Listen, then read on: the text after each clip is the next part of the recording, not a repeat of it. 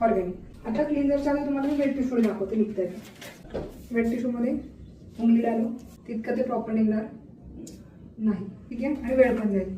त्यापेक्षा काय करायचं शॉर्टकट मध्ये चेक करायचं तितकंच क्लिन्झर हातावरती घ्यायचं आणि जिथे पाहिजे तिथे लावून घ्या, इथे पण आहे तिला, ओके।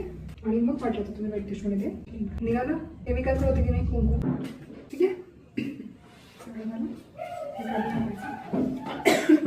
आता डिपेंड इथून CTM प्रॉपर करायचं का, वेळ असेल तर करा, वेळ नसेल नका करू।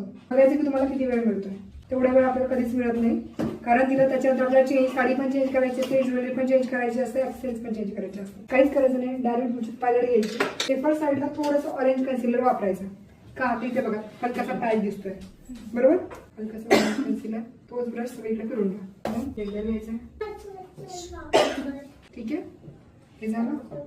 आता लिक्विड फाउंडेशन डायरेक्ट घेता बेस फाउंडेशन घ्यायचं का, तो शेड तुम्हाला कव्हर करायचा आहे पूर्ण, तेवढी जागा नाही, आपण ऑरेंज पण बऱ्यापैकी यूज केलेला आहे, जो काही बेस घेणार आहे कसा घ्यायचं लिक्विड पण घ्यायचं, एवढ्या पुरतं काढायचं ना, ते कव्हर झालं पाहिजे ना, अजूनही बघा 2 शेड वगैरे दिसतात, इकडे बघ टाकलं हस्की। आता लिक्विड फाउंडेशन तितकंच घ्यायचं, हा जो आपला तमाशा होता क्लीन करूया। फाउंडेशन तुम्ही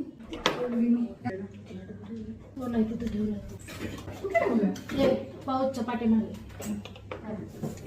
हा व्हॅनिला घेतलाय, थोडंसं केमिकल किती बघा, बोटांचा पण नाही पुढे। अजून एकदा काय करा, तुम्हाला तर माहिती आहे ती साखरपुड्याला जाते, सेपर साईड थोडंसं फाउंडेशन शिल्लक ठेवा पॅलेटवर, म्हणजे तुम्हाला ते शेड जर मिक्स करायचे असतील तर त्याची गरज नाही पडणार। त्याला फोरहेड कव्हर, ठीक आहे, तर इकडचे आहे ना प्रोडक्टला थोडंसं करावं लागेल,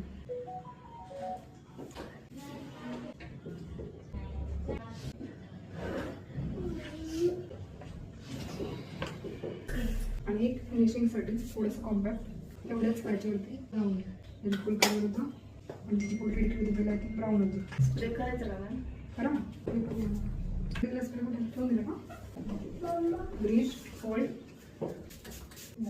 ठीक आहे।